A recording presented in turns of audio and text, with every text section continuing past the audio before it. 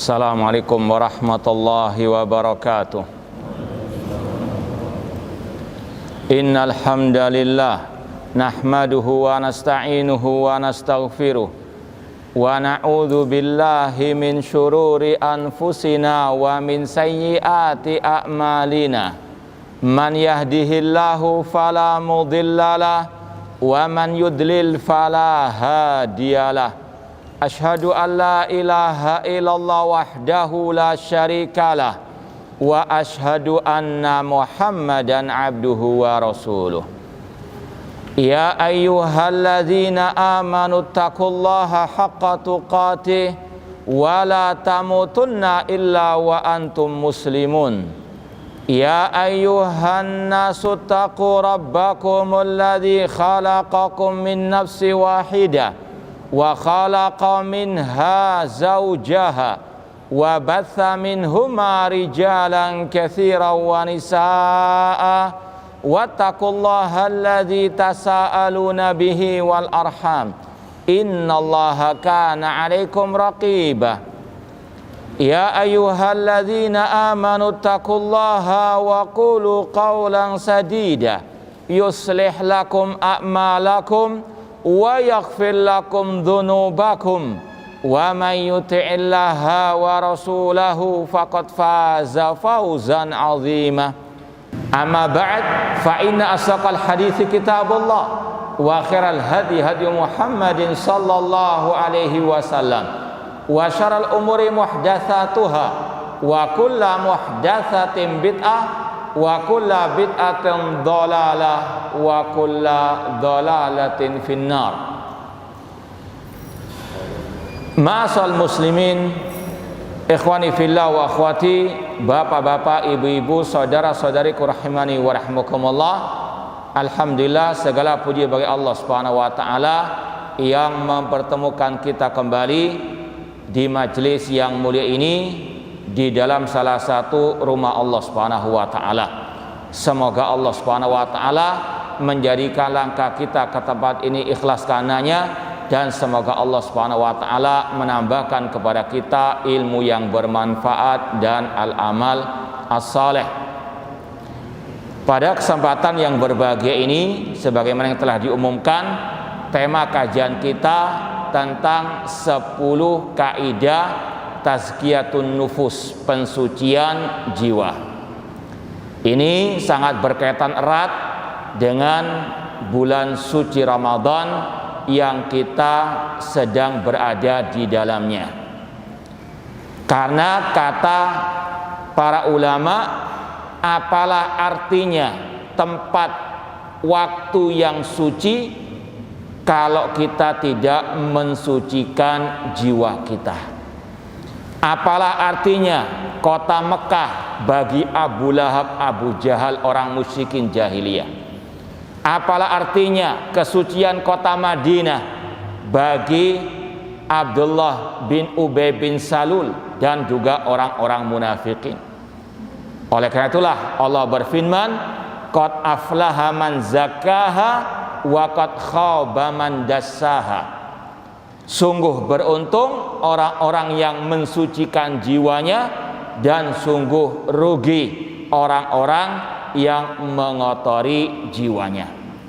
Oleh karena itulah momentum bulan suci Ramadan adalah momentum untuk kita mensucikan jiwa kita.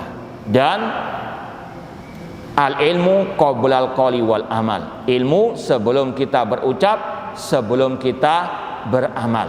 Paling tidak pada kesempatan ini kita mengingatkan diri kita dan juga jamaah sekalian tentang 10 kaidah tazkiyatun nufus ala ahli sunnati wal jamaah.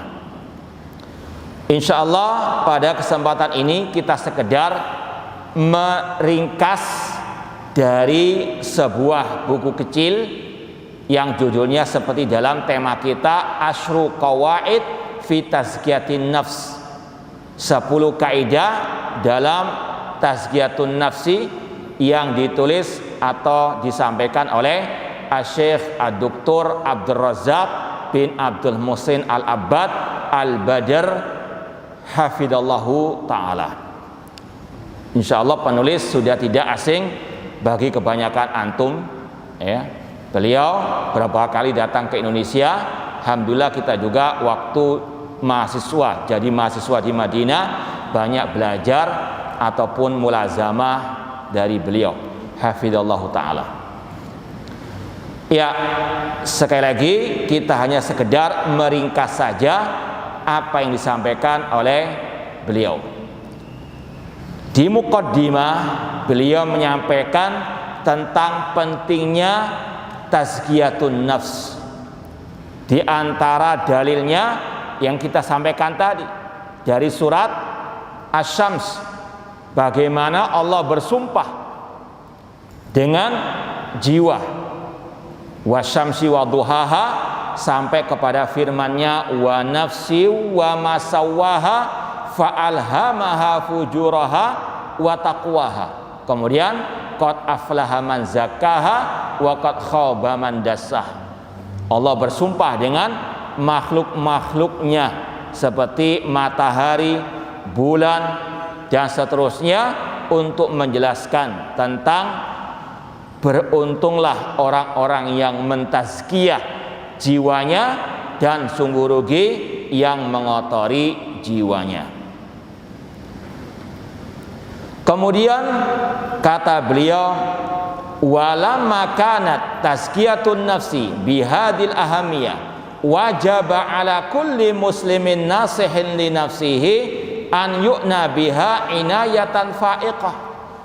Karena pentingnya tazkiyatun nafsi, mensucikan jiwa ini, maka wajib bagi setiap muslim yang menghendaki kebaikan bagi dirinya untuk betul-betul memperhatikan masalah tazkiyatun nafsi ini. Wa an yujahid nafsahu fi hayati ala tahqiqi hadil ghayatil hamidah, dan bersungguh-sungguh untuk mewujudkan tazkiyatun nafsi, pensucian jiwa ini, liyufliha fi dunya wa ukhra, agar dia bahagia di dunia maupun di akhirat, wayan ambis sa'ada al-haqiqiyah, dan meraih kebahagiaan yang hakiki. Karena kebahagiaan yang hakiki ada dalam jiwa hati manusia. Maka ini sekali lagi yang menunjukkan pentingnya pembahasan ini. Kemudian kata beliau juga, fa inna li nafsi 'alal muslim haqqan. Dan di antara yang menunjukkan pentingnya pembahasan ini, permasalahan ini, karena Allah mewajibkan bagi kita semuanya untuk memperhatikan jiwa kita. Dalam hadis Rasulullah SAW mengatakan, wa inna li nafsika 'alaika haqqan. Sesungguhnya wajib bagi dirimu untuk memperhatikan jiwamu. Bukan hanya kita wajib memperhatikan masalah makan minum kita, lebih dari itu, di antaranya memperhatikan tentang jiwa kita. Apakah sudah bersih? Apakah masih banyak kotoran yang menempel? Ya, karena kotoran, penyakit bukan hanya menjangkiti badan manusia, dan yang paling parah menjangkiti jiwa dan hati manusia. Makanya kata Rasul, wa inna li nafsika 'alaika haqqan. Sesungguhnya jiwamu punya hak atasmu.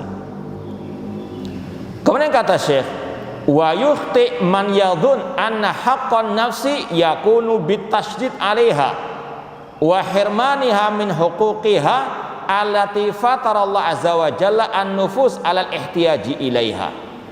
Kemudian beliau menyampaikan ada sebagian orang yang gagal paham, yang keliru tentang masalah tazkiyatun nafsi. Dikira tazkiyatun nafsi itu harus menyiksa jiwanya, dirinya, ya, entah dengan bersemedi berpuluh-puluh hari, ya, atau tidak mau makan dan minum melebihi orang-orang yang berpuasa di bulan suci Ramadan. Ya, makanya dulu ada seorang sahabat Rasul ketika bertanya kepada para istri-istri Rasul tentang ibadahnya Rasul. Ketika mereka mendapatkan jawaban, mereka mengatakan ibadahnya Rasul masih sedikit, tapi mereka husnudzon, oh karena Rasul sudah diampuni dosanya yang telah lalu dan akan datang. Maka salah satu dari mereka mengatakan, aku akan sholat malam terus nggak tidur. Ini mau menyiksa jiwanya, ingin mensucikan jiwanya, ingin banyak mendapatkan pahala. Yang kedua mengatakan, aku ingin puasa terus nggak berbuka. Ini menyiksa dirinya, puasa terus menerus nggak mau berbuka. Yang ketiga mengatakan, la atazawwaju nisa, aku nggak mau menikahi perempuan. Fokus ibadah untuk tazkiyatun nafsi. Namun apa kata Rasul? Ini akhsyakum lillah, aku adalah orang yang paling takut kepada Allah di antara kalian, dan aku yang paling bertakwa di antara kalian. Namun aku usolli wa arqud, aku salat malam, aku juga berbuka, aku juga tidur malam. Wa asumu wa uftir, aku berpuasa, aku juga berbuka. Ada hak jiwa, ada hak dalam diri kita. Wa atazawwajun nisa, dan aku juga menikahi perempuan-perempuan. Man raghiba an sunnati falaysa minni, barang siapa tidak suka dengan sunnahku, maka dia bukan dari golonganku. Rawahul Bukhari. Ini ada kekeliruan dari sebagian orang yang menghendaki tazkiyatun nufus dengan menyiksa dirinya berlebih-lebihan. Kata beliau, kama yukhti man yadhun anna haqqan nafsi yakunu bitafrid wa ihmali siyasatiha. Lawannya ada sekelompok orang yang meremehkan masalah tazkiyatun nufus.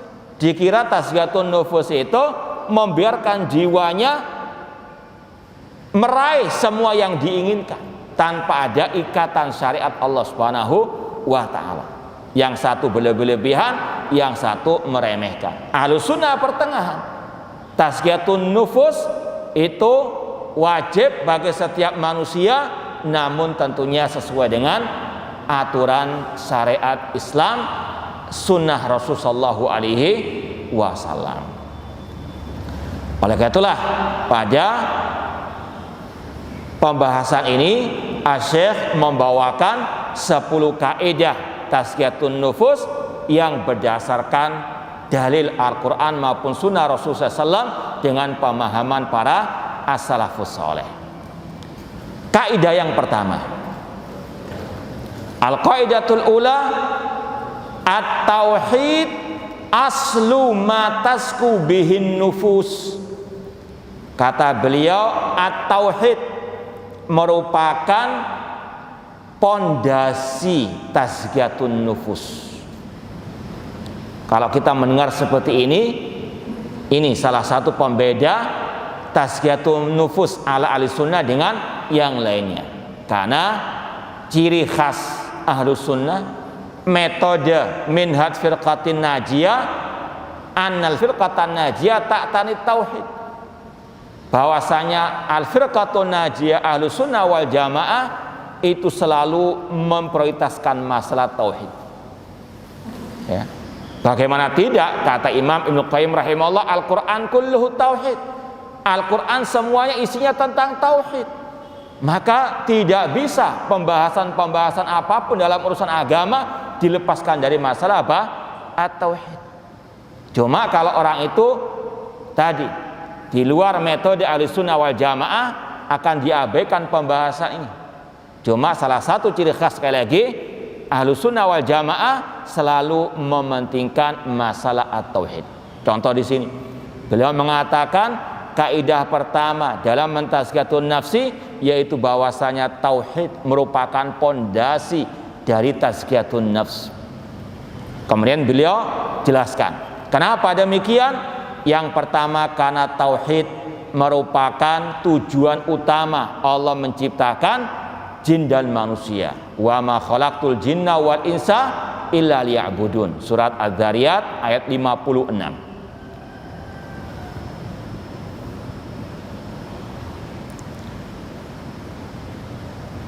Kemudian kenapa kok tauhid merupakan pondasi tazkiyatun nufus? Karena ini intisari dakwah para nabi, para rasul. Sebagaimana firman Allah, walaqad ba'atsna fi kulli ummat rasulan an i'budullah wastanibut taghut. Dan sungguh kami telah mengutus kepada setiap umat seorang rasul, dakwah setiap rasul an i'budullah, sembahlah Allah dan tinggalkanlah taghut, sesembahan selain Allah. Dan yang pertama kali mengajarkan tazkiyatun nufus para anbiya wa rusul. Dan inilah intisari dakwah mereka. Ini prioritas dakwah mereka. Tidak bisa dilepaskan dari pembahasan at-tauhid, mengesahkan Allah dalam ibadah.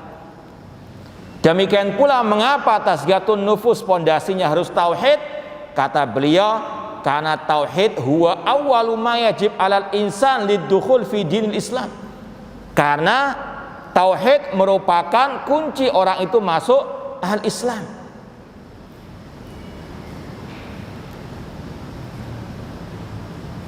Umirtu an uqatilan nas hatta yashhadu an la ilaha illallah.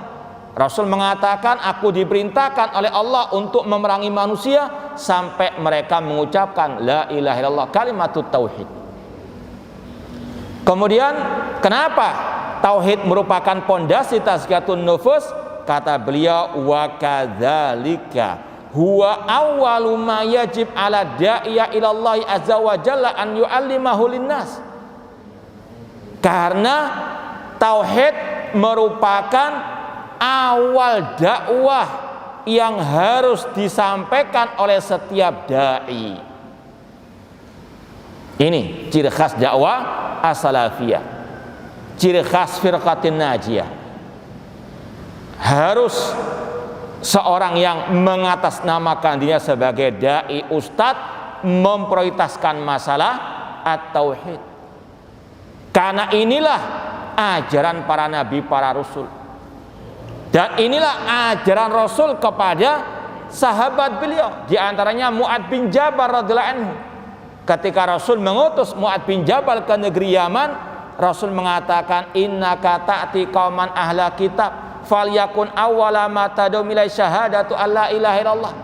Wahai Mu'ad, engkau akan mendatangi ahlul kitab di negeri Yaman, jadikan dakwahmu pertama kali tentang kalimat tauhid la ilaha illallah, tentang asyhadu alla ilaha illallah. Dalam riwayat ila an yuwahhidullah, sampai mereka mentauhidkan Allah, mengesahkan Allah dalam al-ibadah. Kemudian kata Syekh Abdul Razak bin Abdul Muhsin Al-Abbad Al-Badr hafizahullah taala, kenapa pondasi tazkiyatun nufus harus tauhid? Wa qad tawa'adallahu subhana alladzina la yuzakuna anfusahum bitauhid wal iman bil adzabis syadid yaumal qiyamah. Karena kalau orang itu tidak memondasi tazkiyatun nufus dengan tauhid, maka Allah mengancam dengan ancaman yang sangat pedih pada hari kiamat. Kalau tidak dipondasi dengan tauhid, Allah mengancam dengan ancaman yang sangat keras, yang sangat pedih pada hari kiamat. Sebagaimana dalam surat Fussilat ayat ke-6. Surat Fussilat ayat ke-6. Allah berfirman, wa wailul lil musyrikin. Kecelakaan bagi orang-orang musyrikin. Siapa orang musyrikin itu? Alladzina la yu'tuna zakata wa hum bil akhirati hum kafirun, yaitu orang-orang yang tidak melaksanakan az-zakah. Ya, mungkin secara sepintas zakat mal, zakat fitri, namun tidak dalam ayat ini. Ya, nanti akan kita baca tafsir sebagian para ulama, yaitu mereka-mereka yang tidak menunaikan zakat dan mereka kafir terhadap negeri akhirat. Dibawakan di sini ucapan Syekhul Islam Ibnu Taimiyah rahimahullah tentang ayat tadi.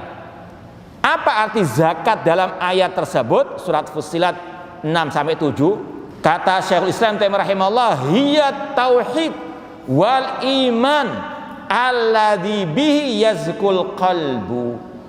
Yang dimaksud dengan zakat dalam ayat tadi yaitu tauhid dan iman yang dengannya hati itu suci bersih.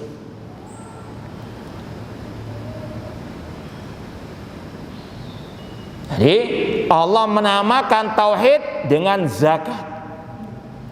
Karena dari kata-kata tadi ya, yazku bihil qalbu, karena dengan tauhid hati menjadi tersucikan, menjadi bersih. Apalagi kalau kita ingat ayat-ayat pertama yang Allah turunkan atas Nabi kita Muhammad SAW ketika diangkat sebagai Rasul, yaitu surat Al-Mudaththir. Di antaranya Allah mengatakan wa thiyabaka fatahhir, adapun pakaianmu maka sucikanlah.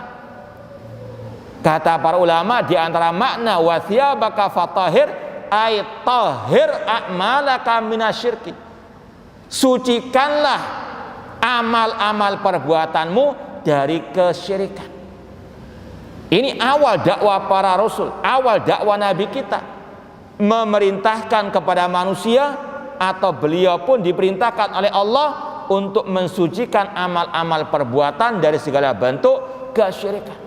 Ini tazkiyatun nafsi yang pertama, harus dengan apa? Mensucikan jiwa, mensucikan amal, mensucikan ucapan dari segala bentuk kesyirikan. Wa thiyabaka fatahhir. Oleh karena itulah Syekhul Islam mengatakan tadi, arti zakat dalam ayat tersebut adalah at-tauhid. Kemudian dibawakan juga ucapan Imam Ibnu Qayyim rahimahullah, qala aktsarul mufassirin minas salaf wa man ba'dahum hiya tauhid syahadatu alla ilaha illallah. Yang dimaksud dengan zakat dalam ayat tadi yaitu at-tauhid, mengesahkan Allah dalam al-ibadah. Kemudian beliau mengatakan wa huwa aslu kulli zakatin wa namain. Tauhid merupakan pondasi untuk setiap tazkiyatun nafsi, setiap pensucian jiwa.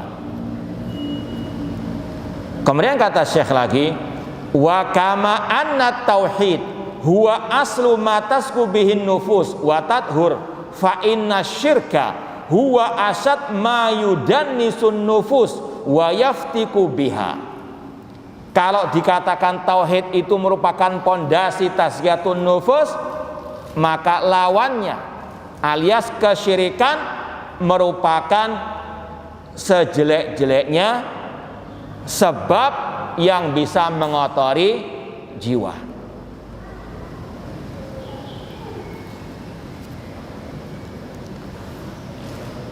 Kemudian dibawakan ayat-ayat tentang celaan terhadap kesyirikan dan bahaya kesyirikan.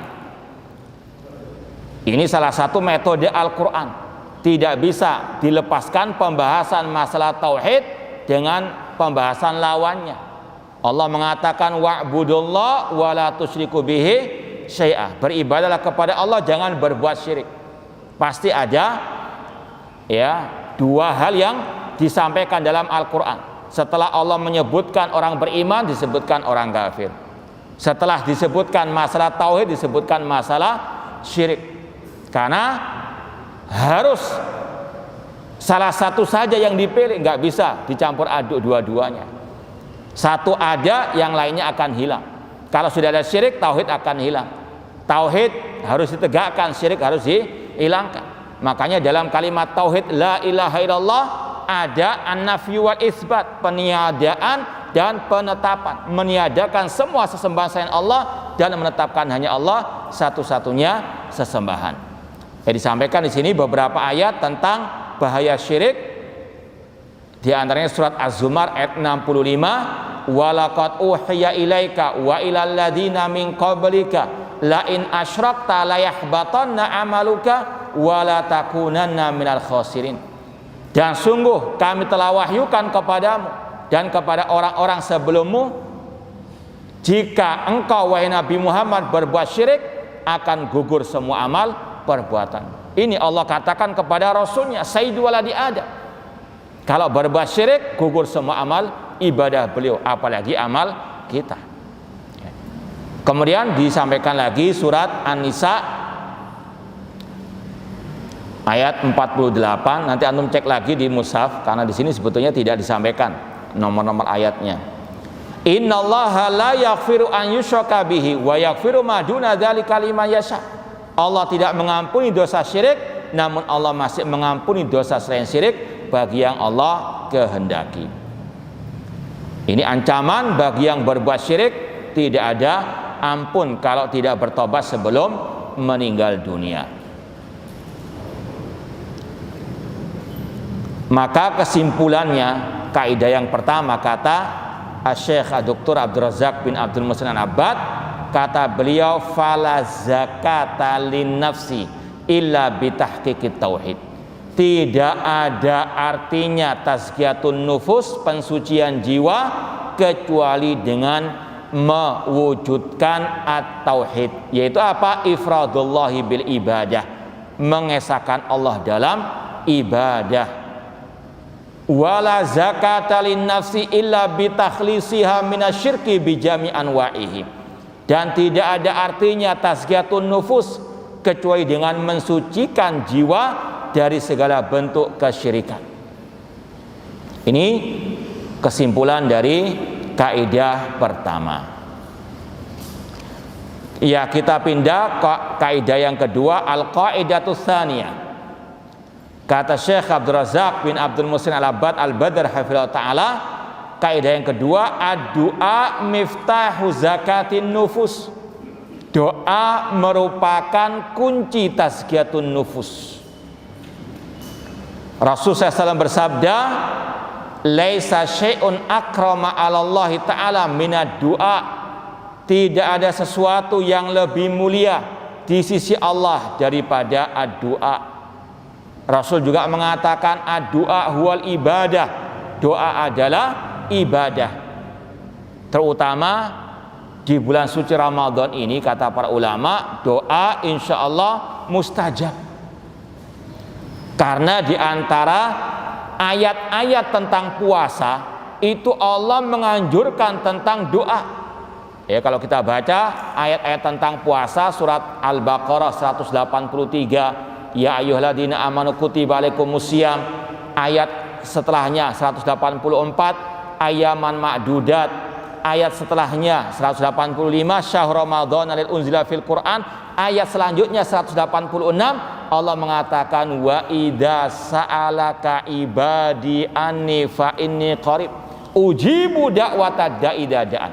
Apabila hambaku bertanya kepada engkau Nabi Muhammad tentang diriku, jawablah aku dekat, aku mengabulkan doa orang yang berdoa kepadaku. Kata ulama, ayat ini berkaitan dengan masalah puasa, dan di situ Allah menyelingi dengan doa. Maka dianjurkan banyak berdoa di bulan suci Ramadan. Semoga Allah mengabulkan semua doa kita. Di antaranya doa untuk mensucikan jiwa, memohon kepada Allah agar Allah mensucikan jiwa kita. Ya, masalah doa ini luar biasa dampak positifnya bagi setiap muslim. Kata Syekh di sini, ad-du'a min afdalil ibadat indallah azza wa jalla. Doa termasuk semulia-mulia ibadah di sisi Allah. Li'anna fihi idharan lil ajzi wal iftiqar. Karena di dalamnya ada bentuk seorang hamba itu merasa lemah, merasa butuh kepada Allah. Ini bentuk penghambaan manusia kepada Allah. Ini salah satu wujud tauhid manusia kepada Allah. Maka seorang muslim harus senantiasa berdoa kepada Allah Subhanahu wa taala, dan lawannya tidak boleh berdoa kepada selain Allah. Allah mengatakan wala tad'u min dunillah ma la yanfa'uka wa la yadurruka fa in fa'alta fa idzan anta minadz zalimin. Kata Allah, jangan berdoa kepada selain Allah yang tidak bisa mendatangkan manfaat ataupun madarat. Jika engkau tetap berbuat demikian, maka engkau termasuk orang zalim alias musyrikin, kata para ulama tafsir. Maka sekali lagi, masih ada kaitan antara kaidah pertama dengan yang kedua ini. Ad-du'a huwa ibadah, serahkan kepada Allah. Dan di dalam doa itu ada unsur penghambaan manusia kepada Allah. Wal i'tiraf bi quwwatillah. Dalam doa itu ada bentuk pengakuan hamba tentang kekuatan keagungan Allah Subhanahu wa taala. Bukan sekedar orang itu memohon meminta, namun dalam doa itu banyak hal-hal yang positif yang juga berkaitan dengan masalah at-tauhid, menggantungkan hati kepada Allah Subhanahu wa taala. Walahu atharun azim fi fathi abwabil khair. Kata Syekh, doa punya pengaruh yang sangat luar biasa untuk meraih, untuk membuka pintu-pintu kebaikan. Sebagaimana kata Syekhul Islam Ibnu Taimiyah rahimahullah, ad-du'a miftahu kulli khair. Syekhul Islam Ibnu Taimiyah mengatakan doa merupakan kunci semua kebaikan. Kemudian dibawakan beberapa riwayat athar dari para salafus saleh, di antaranya dari Umar bin Khattab radhiyallahu ta'ala anhu tentang masalah doa. Kata Umar bin Khattab, inni la ahmil hammal ijabah walakin hammad doa. Aku tidak terlalu istilahnya memusingkan masalah diterima atau tidaknya doa, namun yang penting aku harus senantiasa berdoa. Kenapa demikian? Kata beliau, faida ulhimtu doa fa innal ijabata ma'ahu. Kalau aku diberikan taufik hidayah untuk berdoa, pasti bersamaan dengan itu akan dikabulkan doaku. Apalagi ikhwani fillah wa akhwat rahimani wa rahimakumullah, tidak ada kata sia-sia dalam berdoa. Kalau kita berdoa akan memperoleh salah satu dari 3 hal kata Rasulullah SAW. Yang pertama, dikabulkan sesuai dengan permintaan kita. Atau kalau tidak, akan diberikan yang semisal dengannya, mungkin tanpa kita sadari. Kita minta B dikasih C, padahal kurang lebih sama, bahkan mungkin lebih baik. Dan Allah lebih tahu tentang kebaikan bagi kita. Atau yang ketiga, disimpan sebagai pahala di akhirat. Wal akhiratu khairun wa abqa. Makanya kata Umar bin Khattab, yang penting itu terus untuk doa. Dikabulkan dalam artian diberi seperti yang kita inginkan, itu tidak terlalu dipusingkan oleh beliau. Yang penting terus berdoa kepada Allah Subhanahu wa taala. Kemudian kata seorang ulama salaf juga yang bernama Mutarrih bin Sikhir, tadzakartu majma'ul khairi faidal khairu katsir. Ketika aku merenungkan tentang kebaikan-kebaikan, itu banyak sekali. Seperti as-saum, puasa, as-shalah, wa idahu fi yadillah azza wa jalla. Dan kesimpulannya, kebaikan itu semua di tangan Allah. Seperti dalam firman Allah surat Ali Imran, biyadikal khair, di tanganmu ya Allah segala bentuk kebaikan. Wa idza anta la taqdir ala ma fi yadillah azza wa jalla illa antas alahu fayu'tiyaka fa idza jima'ul khairi ad-du'a. Maka dari sini, kalau engkau tahu kebaikan itu ada di tangan Allah dan engkau tidak akan mungkin bisa meraihnya kecuali dengan engkau memohon kepadanya, maka intinya, kesimpulannya kata beliau, inti dari kebaikan itu adalah ad-du'a. Maka sekali lagi, tidak ada tazkiyatun nufus kecuali dengan kita memohon kepada Allah Subhanahu wa taala. Makanya Rasul mengajarkan doa khusus tentang tazkiyatun nufus.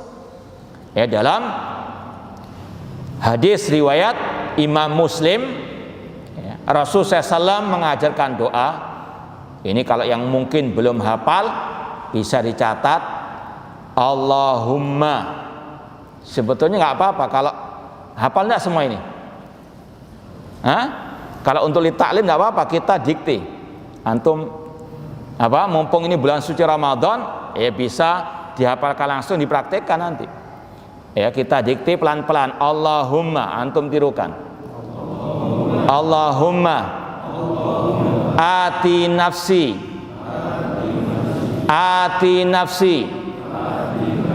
taqwaha wa zakkiha anta khairu man zakkaha anta khairu man zakkaha anta waliyuha wa maulaha. Allahumma ati nafsi taqwaha. Apa enggak? Iya, dicatat aja sudah. Iya. Allahumma ati nafsi taqwaha.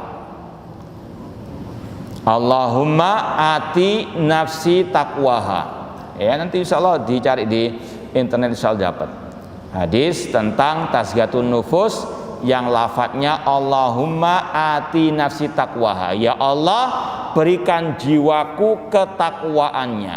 Wa zakkiha, ini poin intinya. Wa zakkiha, dan sucikanlah.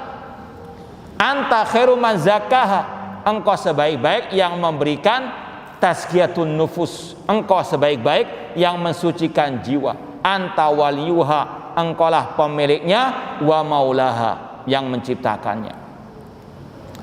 Nah, Allahumma ati nafsi taqwaha wa zakkiha anta khairu man zakkaha anta waliyuha wa maulaha. Itu sangat jelas bagaimana Rasul mengajarkan kita doa untuk memohon kepada Allah agar Allah mensucikan jiwa kita. Hal ini semuanya karena memang tidak ada yang bisa mentazkiyatun nufus manusia kecuali Allah Subhanahu wa taala. Sebagaimana semua ada di tangan Allah, semua kebaikan ada di tangan Allah.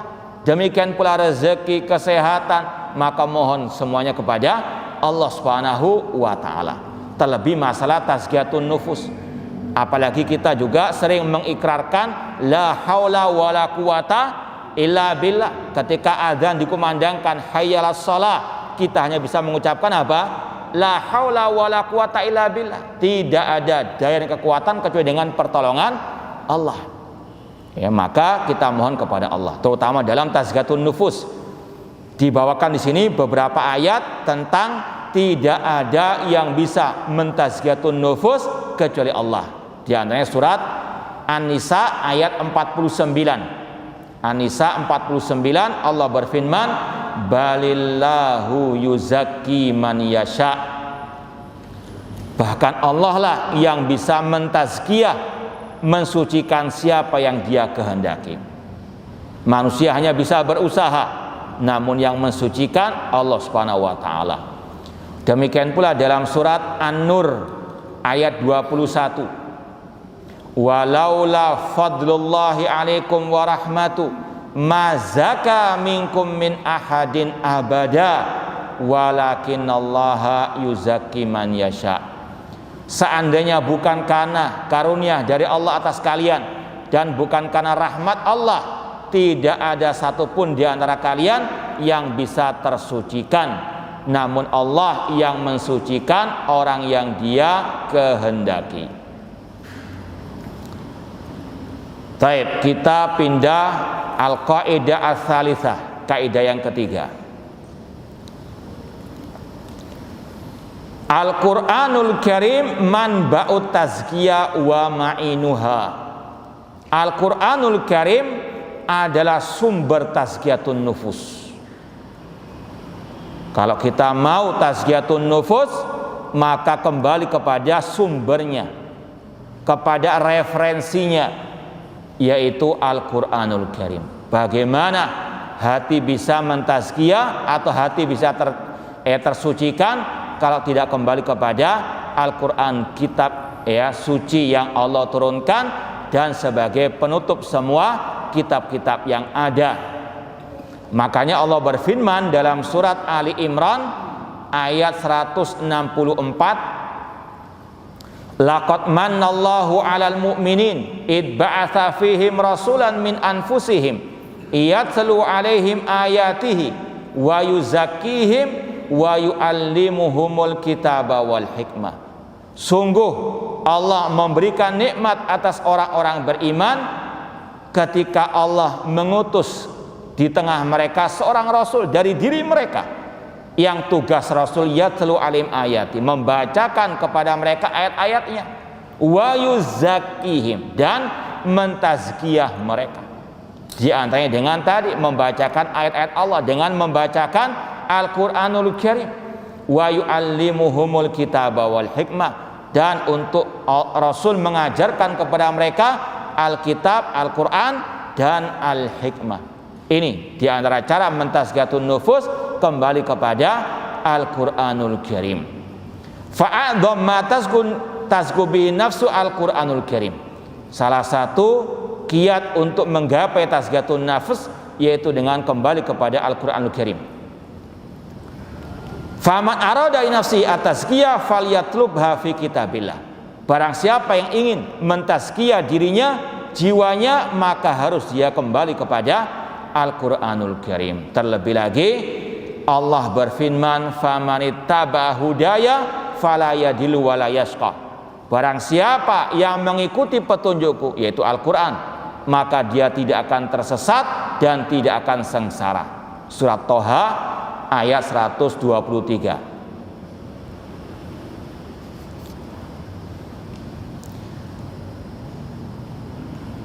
Kemudian dibawakan di sini ucapan Imam Ibnu Qayyim rahimahullah. Kata Imam Ibnu Qayyim rahimahullah, Al-Qur'an huwa syifa'ut tam min jamil adwa al-qalbiyah wal badaniyah. Al-Qur'an merupakan obat yang sempurna bagi segala bentuk penyakit hati dan juga penyakit badan.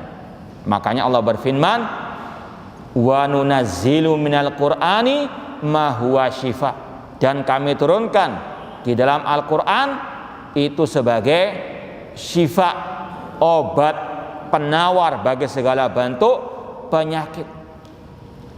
Bukan hanya orang yang kesurupan diruqyah dengan Al-Qur'an, namun semua penyakit itu ada obatnya di dalam Al-Qur'anul Karim. Kemudian bagaimana menjadikan Al-Qur'an sebagai sumber tazkiyatun nufus, yaitu dengan tilawatul kitab haqqa tilawati, takunu bi qiraatihi, dengan membacanya, apalagi di bulan suci Ramadan yang merupakan bulan diturunkannya Al-Qur'an. Bahkan Imam Az-Zuhri, imam salah satu dari ulama salaf, mengatakan bahwasanya bulan Ramadan innama huwa qiraatul Qur'an wa it'amut ta'am. Bulan suci Ramadan itu bulan membaca Al-Qur'an dan memberi makan. Ini sekali lagi momentum untuk memperbanyak membaca Al-Qur'anul Karim. Bahkan diriwayatkan Imam Syafi'i rahimahullah ta'ala itu mengkhatamkan di bulan suci Ramadan sebanyak 60 kali. 60 bukan 6 ya, 60 kali. Bisa dibayangkan itu barokahnya waktu ulama salaf terdahulu. Kalau kita minimal satu kali khatam sudah luar biasa, alhamdulillah ya. Satu hari satu juz misalnya, bisa enggak? Oh, lebih dari itu bisa insyaallah antum ya. Nah, ya, yang penting semangat dulu. Takunu bi qiraatihi, dengan membacanya, kalau bisa wa hifdhihi, dengan menghafalkannya, wa fahmihi, dan ini yang lebih utama lagi, memahaminya. Kalau hafal nggak paham, ya ini naudzubillah min dzalik, terkadang bisa gagal paham nantinya. Wa tadabburu, ya, dan mentadaburinya, wal amal bihi, serta mengamalkannya. Ini cara menjadikan Al-Quran sebagai sumber tazkiyatun nufus, membacanya, ya, mempelajari isinya, memahaminya dengan benar, dan mengamalkannya. Ya, pindah ke kaidah yang keempat.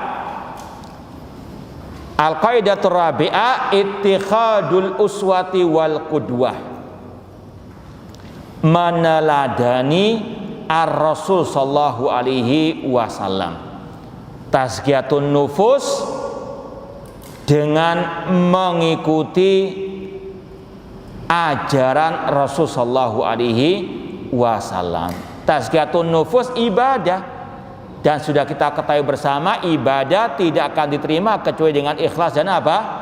Ittiba, mengikuti ajaran ar-Rasul sallallahu alaihi wasallam. Dibawakan oleh Syekh Abdul Razak bin Abdul Muhsin Al-Abbad Al-Badri sini, surat Al-Ahzab ayat 21, laqad kana lakum fi rasulillahi uswatun hasanah. Sungguh telah ada suri teladan yang baik bagi kalian pada diri Rasulullah sallallahu alaihi wasallam. Liman kana yarjullaha wal yaumal akhir wa dzakarallaha katsira, bagi yang mengharapkan Allah dan hari akhir dan dia banyak menyebut Allah, mengingat Allah Subhanahu wa taala.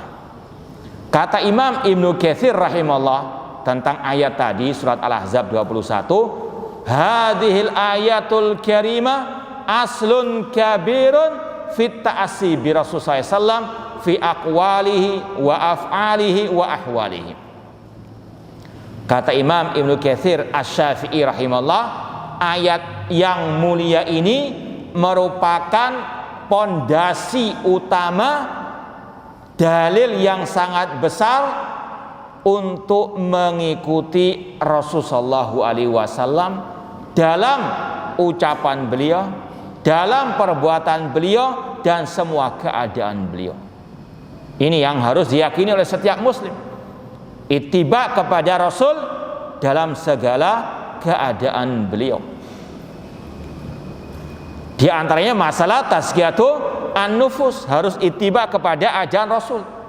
Makanya tadi kita sampaikan dalam Sahih Bukhari, ketika ada 3 sahabat yang datang kepada istri Rasul SAW bertanya tentang ibadahnya Rasul, ketika mereka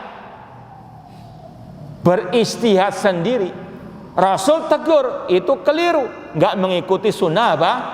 Sunnah beliau, nggak mengikuti ajaran beliau.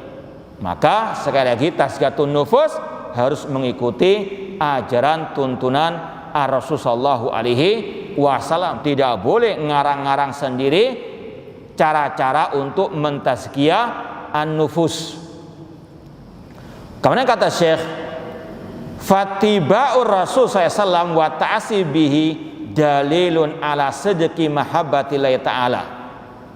Mengikuti Rasul, meneladani Rasul itu sebagai bukti akan kebenaran cinta seorang hamba kepada Allah Subhanahu wa taala. Ini berkaitan dengan surat Ali Imran ayat 31, qul in kuntum tuhibbunallah fattabi'uni yuhibbukumullah. Katakan wahai Nabi Muhammad, jika kalian mengaku cinta kepada Allah, maka ikutilah aku, ikutilah Rasul, yuhibbukumullah, pasti Allah mencintai kalian. Kemudian Syekh Abdul Razak bin Abdul Muhsin Al-Abbad Al-Badr hafidhallahu ta'ala berkata, kata beliau, wa yuhdisu a'immatud dhalal fi kulli zamanin turuqan munkaratan yudda'a fiha annaha tuzakin nufus. Banyak para imam-imam penyesat umat, ya, para dai-dai penyesat umat di setiap zaman mengarang metode-metode baru yang mungkar, yang mereka klaim itu sebagai tazkiyatu an-nufus.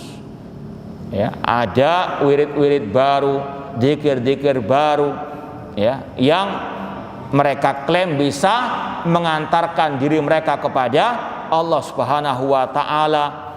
Ya, rohnya punya nama dan seterusnya. Ini sekali lagi adalah kiat-kiat yang tidak pernah diajarkan oleh Rasul sallallahu alaihi wasallam.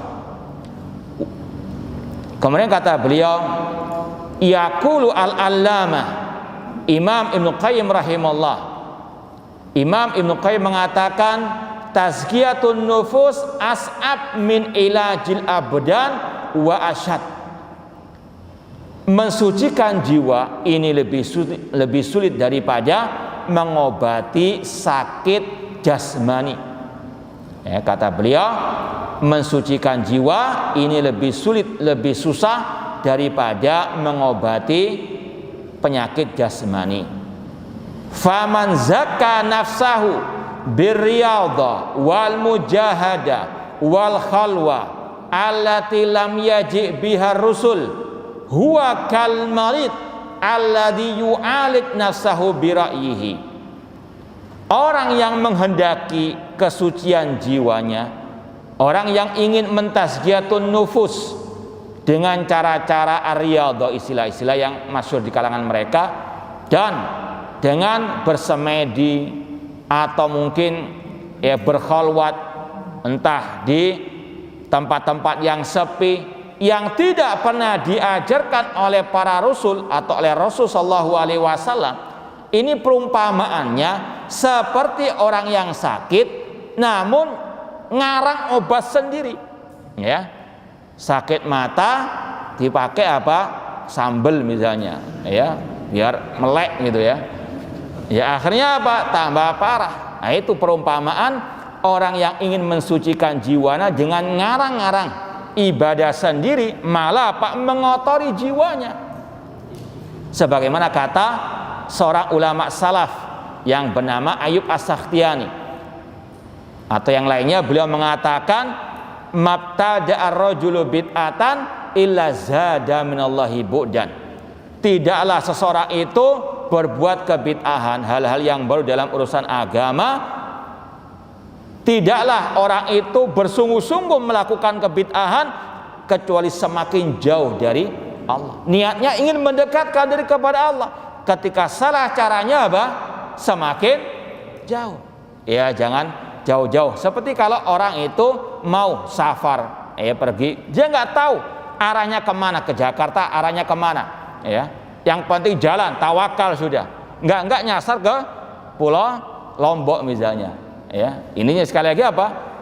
Inginnya menuju kepada Allah, namun apa? Karena salah jalannya, salah caranya, malah jauh dari Allah Subhanahu wa taala. Demikian pula di sini. Ketika orang itu salah cara dalam tazkiyatun nufus, semakin mengotori jiwanya. Naudzubillah min dzalik.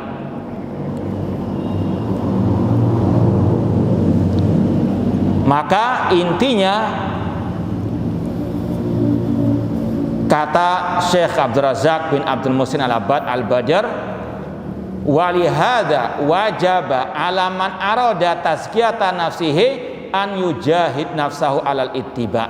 Oleh karena itulah wajib bagi seseorang yang ingin mensucikan jiwanya untuk bersungguh-sungguh dalam ittiba, mengikuti ajaran ar-Rasul sallallahu alaihi wasallam, wal hadzar minal muhdatsat wal mukhtara'at wat taraik al mubtada'at allati yad'i arbabuha annaha tuzakkin nufus. Selain bersungguh-sungguh dalam ittiba'us sunnah, juga wajib mewaspadai, berhati-hati dari segala hal-hal yang baru dalam urusan agama dan dari segala metode-metode yang bid'ah yang diklaim oleh pemiliknya bisa mentazkiyah an-nufus. Ya, kita pindah ke al-qaidah al-khamisah, kaidah yang kelima. At-tazkiyatu takhliyatun wa tahliyah. Tazkiyatun nufus itu ada dua unsurnya. Takhliyah, meninggalkan maksiat, wa tahliyah, menghiasi dengan ibadah atau ketaatan. At-tazkiyah itu meninggalkan maksiat dan menghiasi jiwa dengan ketaatan.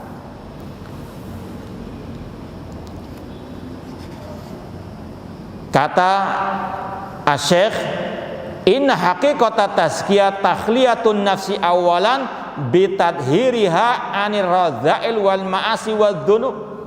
Sesungguhnya hakikat tazkiyatun nufus itu pertama kali harus mensucikan jiwa dari segala kotoran-kotoran, kemaksiatan dan dosa. Summa tahliyatuha ba'da dzalik bi fi'li ta'at wal qurbat. Kemudian baru mengisi jiwa dengan ketaatan dan al-qurbat, pendekatan-pendekatan diri kepada Allah. Ya, kalau perumpamaannya seperti kalau kita merenovasi rumah, membangun rumah, ya, setelah dibangun kan masih banyak kotoran-kotorannya. Dihilangkan kotoran-kotoran dulu, baru apa? Dihiasi dengan ya hiasan-hiasan dinding dan sebagainya. Ya, sebagaimana kalau ada istilah atasfiyah wa tarbiyah, memurnikan Islam dari kotoran yang menempel, kemudian mentarbiyah, mendidik umat di atas Islam yang murni bersih ala Rasul dan para sahabat ar-Rasul. Dalilnya surat At-Taubah ayat 103.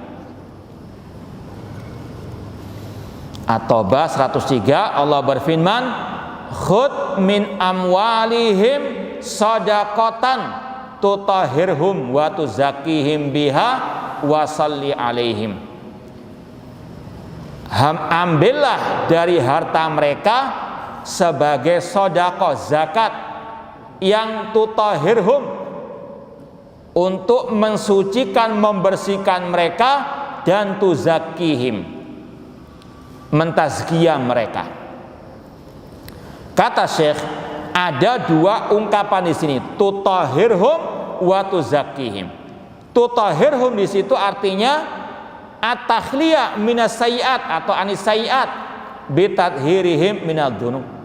Allah menyebutkan pertama kali, ambillah harta mereka sebagai zakat atau sedekah untuk mensucikan mereka, yaitu mensucikan mereka dari segala kejelekan dan dosa. Kemudian watu zakihim, yaitu kata beliau isyara ila maqamit tahliyah bil fadail wal hasanat. Setelah dibersihkan, diisi dengan kebaikan-kebaikan. Jadi itu kata Syekh, kaidah yang kelima, tazkiyatun nufus ada dua unsurnya. Yang pertama, mensucikan dari segala bentuk kejelekan, kemaksiatan dan dosa. Kemudian mengisi jiwa dengan kebaikan dan ketaatan. Makanya Allah Subhanahu wa taala berfirman, walladzina jahadu fina lanahdiyannahum subulana. Orang-orang yang bersungguh-sungguh mencari jalan kami, akan kami tunjukkan jalan-jalan kami. Ini setelah ditazkiyah, disucikan, baru diisi dengan ketaatan kepada Allah Subhanahu wa taala. Syekhul Islam Ibnu Taimiyah rahimahullah berkata, fatazkiyah wa in kana asluha annama wal barakah wa ziyadatul khair fa inna ma tahsul bi izalatis syarr. Tazkiyatun nufus memang asalnya itu bermakna annama, artinya berkembang, bertambah, barokah. Namun itu semuanya harus dengan menghilangkan kejelekan-kejelekan. Kalau kita umpamakan seperti orang yang menanam padi, nggak bisa hanya apa disirami, dipupuk, harus juga apa dihilangkan hama-hamanya, benalu-benalunya dan sebagainya. Itu pula tazkiyatu an-nufus, tidak cukup hanya ditambah ketaatan-ketaatan, namun juga harus diiringi dengan apa? Membersihkannya dari segala bentuk kotoran-kotoran yang ada. Karena Rasul juga bersabda, innal abda idza aznama dzamban nukitat fi qalbi nuktatun sauda. Apabila seorang hamba berbuat dosa, ditulis dalam hatinya tinta hitam. Ya. Kalau dia istighfar wa taba saqila qalbuh, kalau dia istighfar, bertobat, akan bersih lagi hatinya. Namun idza zada, kalau bertambah kemaksiatan yang nggak mau istighfar, nggak mau bertobat, bertambah titik-titik hitam tersebut, bahkan bisa menutupi hati. Dan itulah firman Allah dalam surat Al-Mutaffifin, kalla barrana ala qulubihim makanu yaksibun. Sekali-kali tidak, hati mereka tertutup oleh tinta-tinta hitam tersebut karena perbuatan maksiat mereka. Maka tazkiyatun nufus harus dilakukan pembersihan dulu dari segala dosa dan noda, baru diisi dengan ketaatan-ketaatan. Pindah kaidah yang keenam, ighlaqul manafid allati takhruj bil insan anit tazkiyah wa tub'iduhu anil fadilah wa tuqihu fir razilah. Menjauhkan diri dari sumber-sumber syahwat dan syubhat. Itu intinya. Kalau di sini kalau diterjemahkan terleknya, ighlaqul manafid, menutup pintu-pintu yang bisa mengeluarkan manusia dari tazkiyah dan menjauhkannya dari keutamaan ataupun menjatuhkannya ke dalam kotoran. Intinya tadi menjauhkan diri dari sumber syahwat dan syubhat. Karena manusia itu lemah, maka wajib untuk menjauh dari sumber-sumber fitnah syahwat maupun syubhat tersebut. Dibawakan di sini ucapan beberapa para ulama, ya. Namun kita ambil dari ucapan Imam Ibnu Qayyim rahimahullah.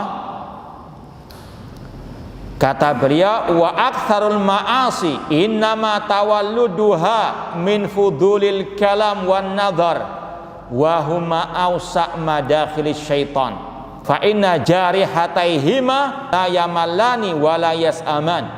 Kata Imam Ibnu Qayyim rahimahullah, kebanyakan maksiat itu sumbernya dari berlebih-lebihan dalam berbicara dan melihat. Fudulul kalam wan nadhar.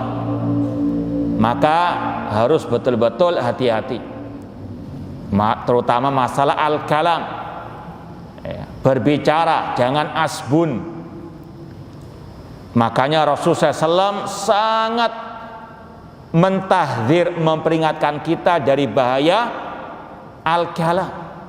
Kata Rasul, inna rajula la yatakallam bi kalamin la yara biha ba'san yahwi bin finnari sab'ina kharifan. Ada seseorang yang dia asbun saja, asal bunyi, asal ngomong, tidak dia pikir, namun itu bisa menjerumuskan dia ke dalam neraka jahanam 70 tahun lamanya.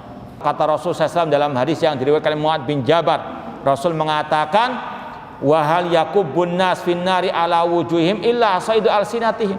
Tidaklah yang memasukkan manusia ke dalam api neraka, ditelungkupkan wajahnya dalam api neraka, kecuali karena sebab lisan mereka.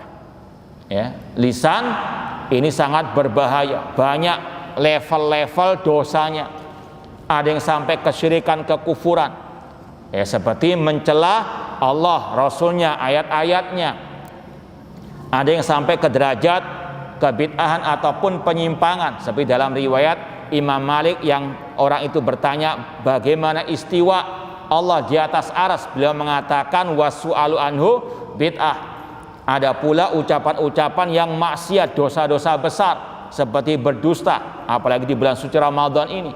Kata Rasulullah SAW, malam yada qaula zur wal amala bihi falaysa lillahi hajatun fi an yada ta'ama wa syarabahu. Barang siapa yang tidak mau meninggalkan ucapan dusta, perbuatan dusta, Allah nggak butuh dengan puasanya. Naudzubillahi min dzalik. Maka jauhkan dari fudulu al-kalam, apalagi yang berkaitan dengan agama Allah. Allah mengatakan di antara khutuwatis syaitan, langkah-langkah setan, antaqulu 'alallahi ma la ta'lamun, berkata tentang Allah, tentang agama Allah tanpa ilmu. Demikian pula an-nadhar, melihat, ya, melihat hal-hal yang diharamkan oleh Allah Subhanahu wa taala. Apalagi HP, apalagi gadget, naudzubillahi min dzalik. Ini juga harus kita bijak-bijak menyikapinya, ya. Tidak boleh mengharamkan, namun juga tidak apa? Ya, kebablas. Ya, di situ banyak sumber syubhat, sumber apa? Asyahwat. Harus seorang muslim apalagi di bulan suci Ramadan bijak-bijak memakai, ya, HP ataupun gadgetnya tersebut. Kita pindah kepada kaidah yang ketujuh, tadzakkurul maut wa liqa Allah azza wa jalla, mengingat kematian dan perjumpaan dengan Allah di hari akhirat. Allah berfirman dalam surat Al-Hasyr ayat 18, ya ayyuhalladzina amanu taqullaha wal tandur nafsum ma qaddamat lighad. Wahai orang-orang yang beriman, bertakwalah kepada Allah, dan hendaklah setiap jiwa memperhatikan apa yang dia siapkan untuk esok hari, untuk hari kiamat. Kalau Imam Ibnu Katsir ketika mentafsirkan ayat ini mengatakan, ayat ini merupakan pondasi untuk seorang hamba muhasabatun nafsi, mengoreksi jiwanya, dirinya. Apa yang sudah dia persiapkan untuk kematiannya, untuk hari kiamatnya. Setiap manusia pasti merasakan kematian. Kullu nafsin dha'iqatul maut. Bukan masalahnya kematian yang ditakutkan, namun apa yang terjadi setelah kematian, dari fitnah kubur, siksa kubur, nikmat kubur.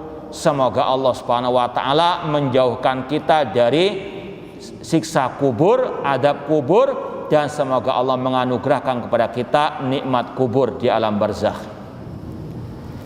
Rasul mengatakan, aksiru dzikra hadhimil ladzat, perbanyaklah mengingat penghancur kelezatan, yaitu kematian. Dan Rasul juga mengatakan, kuntu nahaitukum an ziyaratil kubur fazuruha fa innaha tudzakirukumul akhirah, atau dalam riwayat tudzakirukumul mauta. Dulu aku melarang kalian untuk berziarah kubur, namun sekarang silakan berziarah kubur, namun tentunya sesuai dengan ajaran Rasul SAW. Namun sekarang silakan berziarah kubur agar kalian mengingat negeri akhirat. Dalam riwayat mengingat kematian.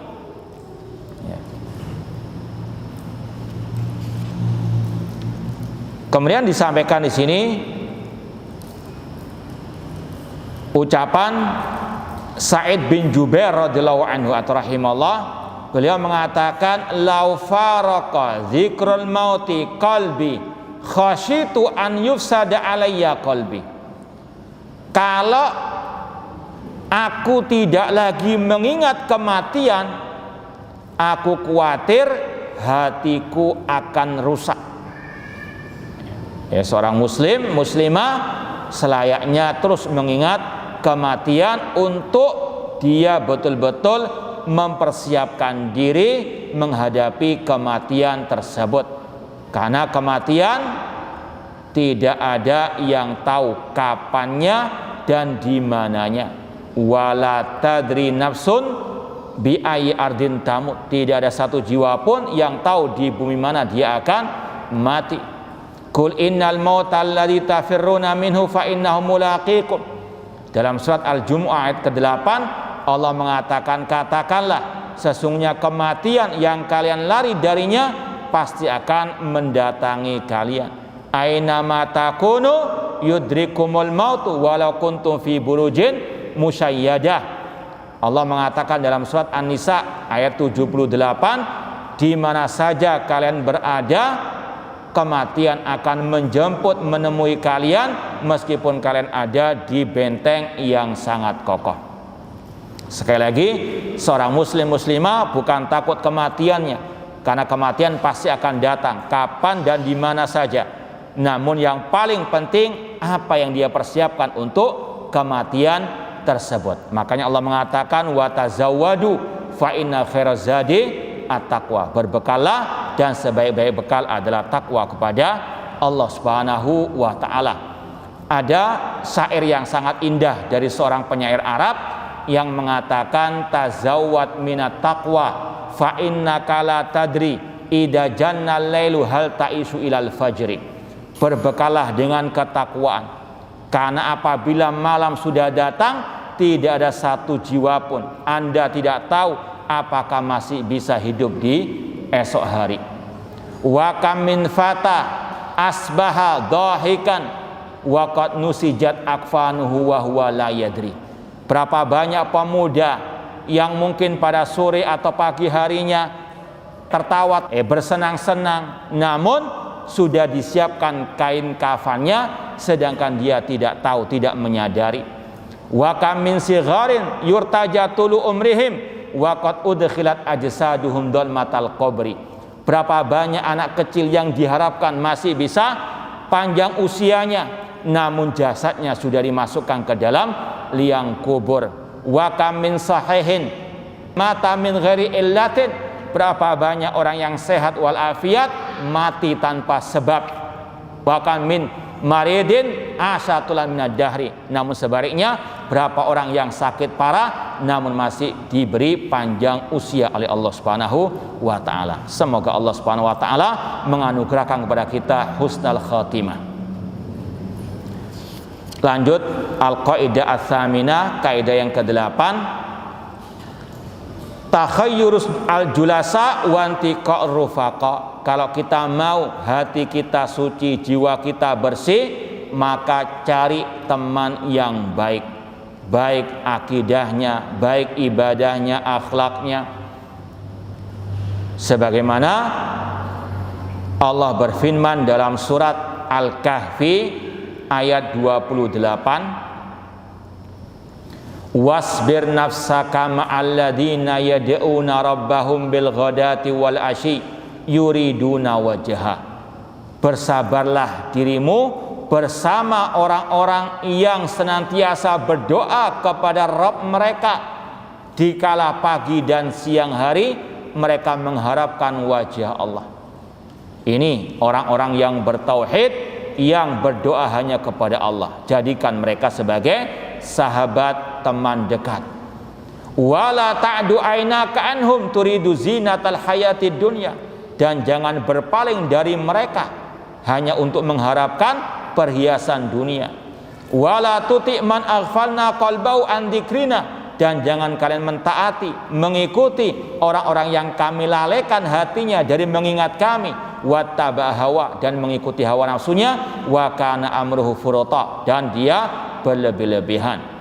Ini ayat, sekali lagi, surat Al-Kahfi 28, ada perintah untuk mencari selektif dalam mencari teman ataupun sahabat dekat, ya, sebagaimana kata Syekh Abdurrahman As-Sa'di dalam tafsirnya, fiha al-amru bi suhbatil akhyar. Di dalam ayat ini ada perintah dari Allah agar kita bersahabat dengan orang-orang yang baik. Kemudian kata beliau juga, wa mujahadatun nafsi ala sohbatihim. Bersungguh-sungguh dalam bersahabat dengan mereka, mencari sahabat yang seperti mereka ini. Wa mukhalatatihim, bergaul dengan mereka. Wa in kanu fuqara, meskipun mereka adalah orang-orang fakir, ya, meskipun mereka orang yang miskin, yang istilahnya nggak punya status sosial yang dipandang oleh manusia, selama mereka bertauhid, ittiba kepada sunnah Rasul, memiliki akhlak yang mulia, maka jadikan mereka sebagai sahabat dekat, ya. Kemudian disampaikan hadis-hadis Rasul SAW, diantaranya Rasul mengatakan ar-rajulu ala dini khalilihi. Seseorang tergantung kepada agama sahabat dekatnya. Falyandur ahadukum man yukhalil, maka selektiflah, perhatikanlah salah seorang di antara kalian siapa teman dekatnya tersebut.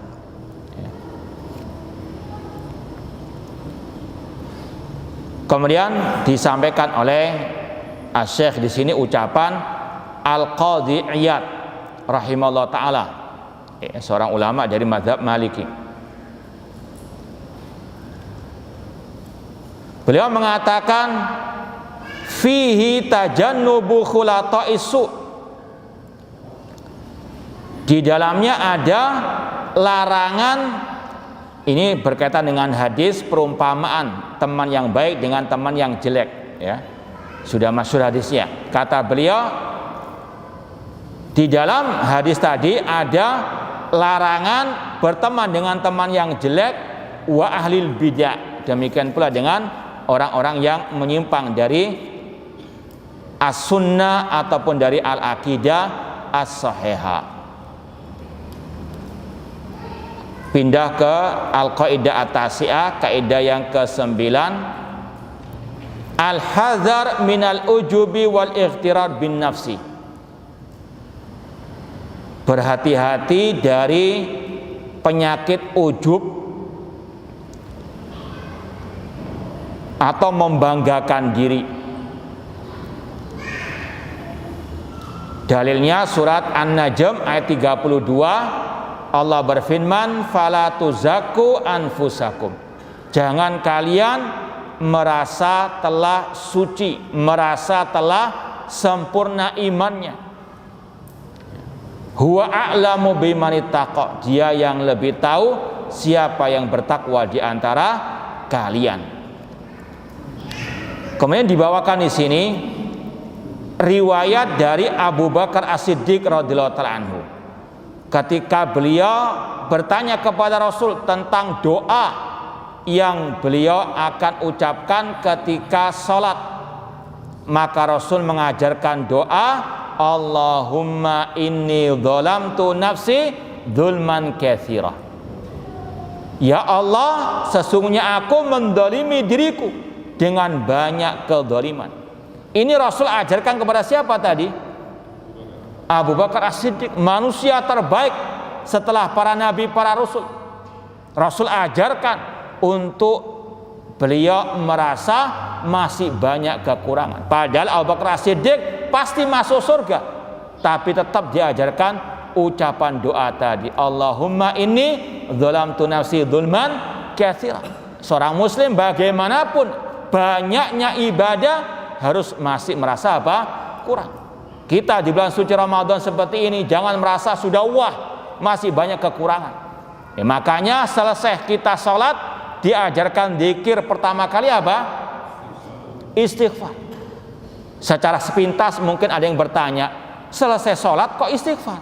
Istighfar kan setelah apa? Maksiat. Secara asal demikian. Kata para ulama, ada hikmah, makna yang tersirat dari istighfar selesai sholat, yaitu apa? Tujuannya untuk memerangi sifat ujub, kata para ulama. Jangan sampai orang itu selesai sholat sudah wah penghuni surga, sudah pasti masuk surga. Siapa yang menjamin? Ya, apalagi kalau kita tes, ya, masih banyak kekurangan dalam sholat kita. Dari segi mungkin keikhlasannya, ya, mungkin ada yang ya separuh-separuh ikhlasnya, ada yang mungkin seperempat atau naudzubillah min dalik. Ini yang pertama, dari segi keikhlasan. Dari segi ittiba, mengikuti sunnah Rasul. Sudahkah kita melaksanakan perintah Rasul? Sallu kama ra'aitumuni usalli. Salatlah kalian seperti kalian melihat aku salat. Ya. Ana sering ngetes seperti ini. Jangankan masalah prakteknya, teorinya dulu. Al ilmu qabla al qawli wal amal. Ya. Ana sering tanya ke jamaah, untuk ngetes seperti ini, salah satunya, sudahkah semua ini antum semua membaca kitab sifat salat Nabi? Pernah enggak? Tuntas. Ya, ini untuk salah satu mengukur. Ya, salat kita ini betul-betul ittiba atau tidak? Ya. Mungkin pernah membaca, cuma ya sebagian ya atau beberapa halaman saja. Ini sekali lagi untuk kita introspeksi diri. Artinya sekali lagi, istighfar selesai sholat itu tujuannya diantara kata para ulama untuk memerangi sifat ujub. Jangan sampai selesai sholat kita sudah merasa wah masih banyak kekurangan dalam ibadah sholat kita. Demikian pula dengan puasa kita. Oleh karena itulah tidak boleh apa?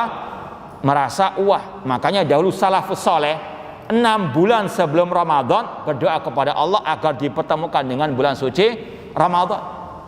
Selesai Ramadan mereka berdoa kepada Allah 6 bulan agar diterima ibadahnya oleh Allah Subhanahu wa ta'ala.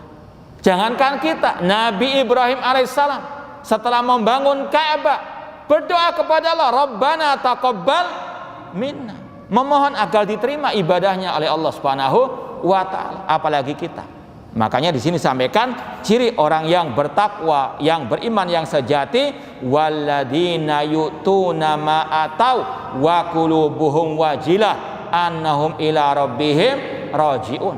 Dan orang-orang yang telah berinfak di jalan Allah Subhanahu wa taala, hati mereka ini qulubuhum wajilah, merasa takut.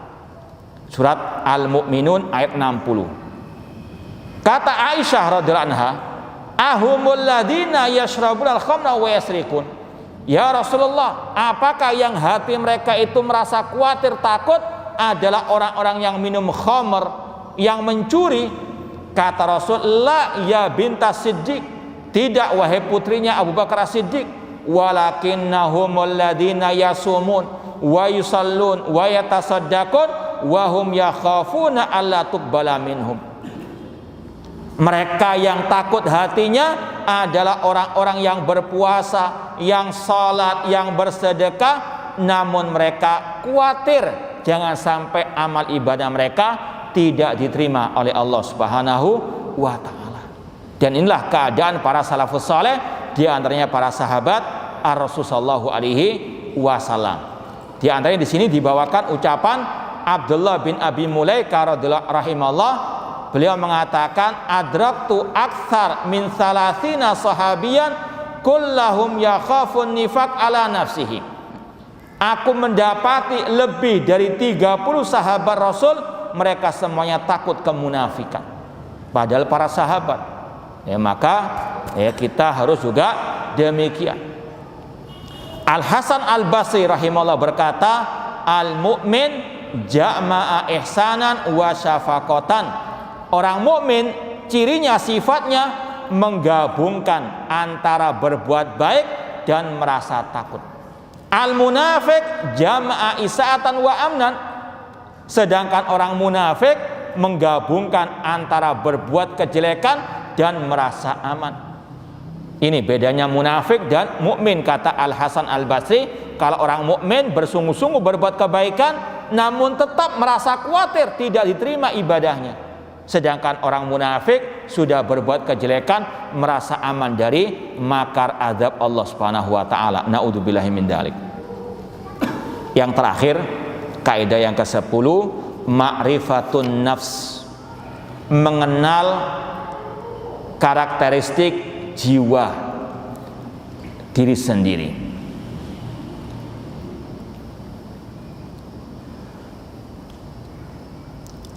Yang intinya, kata Asy-Syaikh, dalam Al-Quran Allah menyebutkan jiwa memiliki 3 sifat, atau 3 sifat jiwa manusia, atau 3 macam bentuk jiwa manusia. Yang pertama, an-nafsul mutmainnah, jiwa yang tenang. Itma'annat bil iman wa dzikrillah wa ibadati wa husnil iqbal. Tenang dengan keimanan kepada Allah, tenang dengan berzikir kepada Allah, tenang dalam beribadah kepada Allah. Seperti yang Allah firmankan dalam surat Ar-Ra'd ayat 28, alladzina amanu wa tatma'innu qulubuhum bi dzikrillah. Orang-orang yang beriman, hati mereka tenang dengan berzikir kepada Allah. Ala bi dzikri tatma'il qulub. Ketahuilah, dengan berzikir kepada Allah hati merasa tenang. Kemudian dalam surat Al-Fajr ayat 27 sampai 29, ya ayatuhan nafsul mutmainnah irji'i ila rabbiki radiyatan mardiyah fadkhuli fi ibadi wadkhuli jannati. Semoga Allah menganugerahkan kepada kita jiwa yang mutmainnah. Kemudian jiwa yang kedua dalam Al-Quran disebut dengan an-nafsul lawwamah, jiwa yang senantiasa mencela. Wahyalati talumu sahibaha ala fi'li al-khata' au taksiri fil wajib au tafrih fit ta'ah. Yaitu jiwa yang masih labil, kadang mencela kejelekan, kadang mencela kebaikan. Dalam Al-Quran surat Al-Qiyamah ayat yang kedua, wala uqsimu bin nafsil lawwamah, Dan Allah bersumpah dengan jiwa yang al-lawwamah, yang lawam dari kata-kata lama yalum, mencela. Ketika orang itu berbuat kebaikan kadang dicela, kadang orang itu berbuat kebaikan dicela juga. Masih labil. Artinya seorang muslim muslimah harus tahu jiwanya ini jiwa yang mana, yang mutmainnah atau yang lawwamah, agar dia bisa meluruskan kalau memang masih lawwamah. Apalagi yang ketiga yang lebih parah, an-nafsu al-ammaratu bisu, jiwa yang menyuruh kepada kejelekan. Seperti yang Allah firmankan dalam surat Yusuf ayat 53. Surat Yusuf ayat 53, Allah berfirman, innan nafsa la'ammaratun bisu, sesungguhnya jiwa menyeru kepada kejelekan, illa ma rahima rabbi, kecuali yang dirahmati oleh Rabbku. Ketika orang itu tahu jiwanya menyuruh kepada kejelekan, harus betul-betul diobati, harus betul-betul diluruskan, tidak boleh dibiarkan. Ini salah satu cara tazkiyatun nafsi, harus tahu, mengenal jiwa dalam diri kita sendiri agar kita bisa menyikapinya dengan bijak. Ini yang bisa kita sampaikan pada kesempatan yang berbahagia ini. Semoga Allah Subhanahu wa taala mentazkiyah jiwa kita. Nah, kalau ada pertanyaan, dan sebaiknya dengan tulisan. Masyaallah.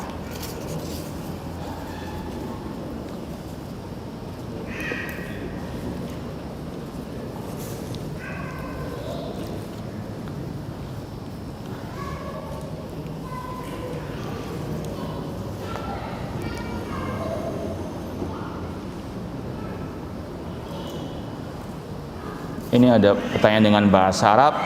Taqdil mar'atul muslimah ghaliban kathiran minal waqti fil madbakh mashghula bi'idadil anwa minal at'imah fayafutu alaiha ihtinamu awqatis syahr. Ya Ustaz, hal min taujih.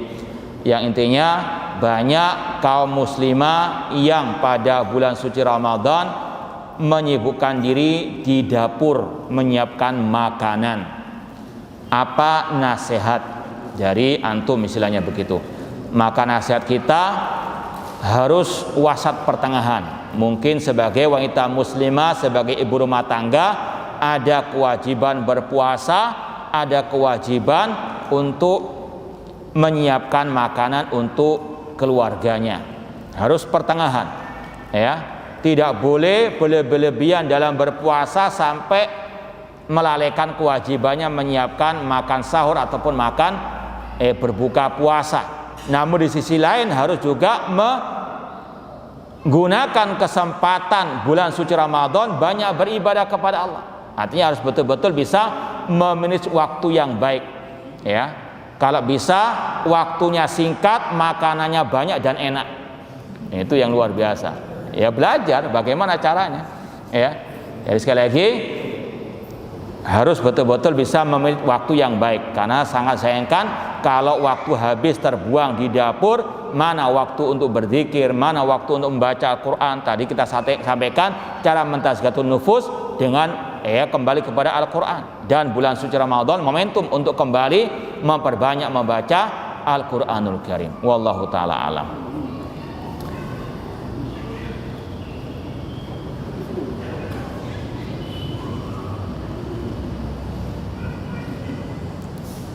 Ini bertanya tentang orang yang membatalkan puasanya di bulan suci Ramadan tanpa udzur yang syar'i.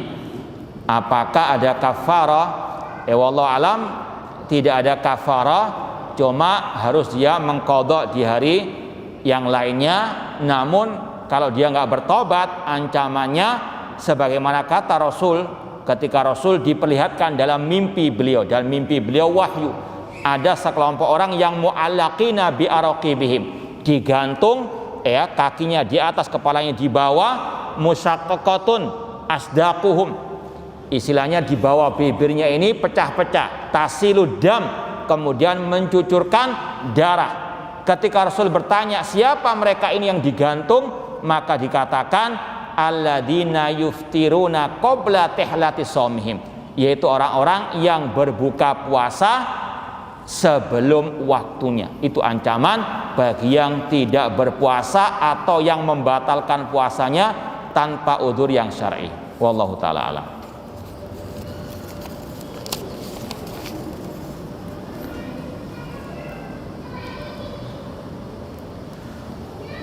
Ini ada sebagian oknum berkata jika sering mentahdzir bisa mengeraskan hati. Apakah ungkapan tersebut benar? Ini ucapan yang batil. Rasul sering mentahdzir. Rasul sering mengingatkan, memperingatkan manusia dari bahaya syirik, bahaya bid'ah. Sahabat beliau ada yang keliru langsung beliau tegur, mentahdzir. Bahkan di saat jihad pun Rasul tetap mentahdzir. Ketika ada seorang yang meminta kepada Rasul dibuatkan pohon keramat, Rasul marah, nggak diam Rasul. Rasul mentahdzir. Innaha sunan kultum kama qalat Banu Israil. Permintaan kalian untuk dibuatkan pohon keramat ini seperti ucapan Bani Israel kepada Musa, ij'al lana ilahan kama lahum alihah. Ini sekali lagi tahdzir Rasul padahal di waktu jihad. Nggak ngomong ukhuwah Islamiyah. Rasul mendahulukan meluruskan akidah daripada apa? Ukhuwah Islamiyah, persatuan tanpa akidah yang benar. Nggak ada istilah ukhuwah Islamiyah tanpa apa? Akidah yang benar. Demikian pula tadi ketika ada 3 sahabat Rasul keliru, Rasul apa? Tahdzir, Rasul tegur, Rasul peringatkan. Man raghiba an sunnati falaysa minni. Berarti ucapan tadi menuduh Rasul apa? Keras hatinya. Naudzubillah min dalik. Pada Rasul mengatakan ini akhsyakum lillah. Setiap Jumat, khutbah Jumat Rasul mentahdzir kulla bid'atin dolalah wa kulla dolalatin finnar. Maka hati-hati. Ya, Rasul orang yang paling lembut hatinya, namun beliau banyak apa? Mentahdzir manusia dari segala bentuk penyimpangan, apalagi kesyirikan dan seterusnya. Demikian pula para salafus saleh, para sahabat tidak tinggal diam kalau ada kemungkaran, kalau ada penyimpangan-penyimpangan. Contoh Abdullah bin Umar radhiyallahu anhu ketika mendengar ada sekelompok orang di Basra di Irak sana yang memiliki akidah menyimpang tentang masalah takdir yang diistilahkan dengan kelompok Al-Qadariyah. Beliau mengatakan waladzi nafsi biyadi law anna ahadahum anfaqa misla uhudin dahaban ma qabilallah hatta yu'mina bil qadar. Seandainya salah seorang di antara mereka menginfakkan 1 gunung Uhud emas, tidak akan Allah terima sampai dia beriman kepada takdir. Beliau mentahdzir. Demikian pula dengan para tabi'in, para tabi'ut tabi'in. Contoh lagi Imam Ahmad rahimahullah terkenal dengan bagaimana zuhudnya beliau, bagaimana kelembutan hati beliau. Namun beliau luar biasa bersikap kepada yang menyimpang dari akidah yang as-sahihah. Maka sekali lagi hati-hati dengan ucapan yang batil ini. Nah,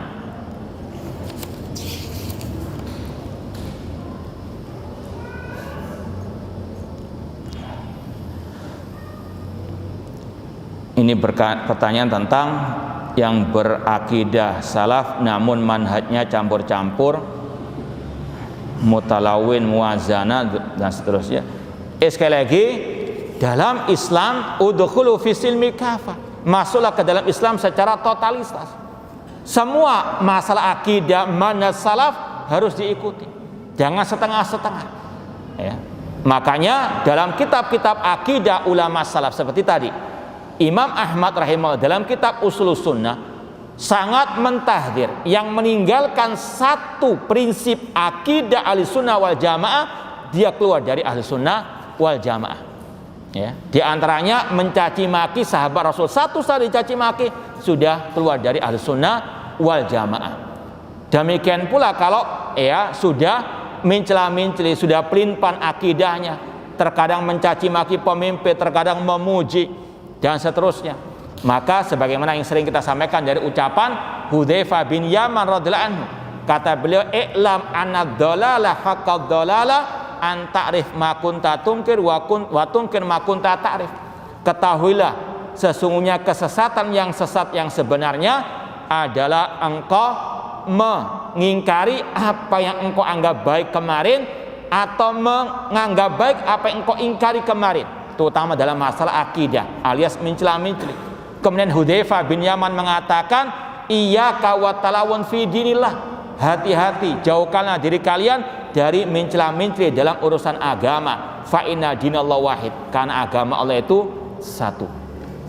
Artinya sekali lagi, semuanya sudah ada ajarannya, jangan pelin-pelan, jangan mencela-mencela.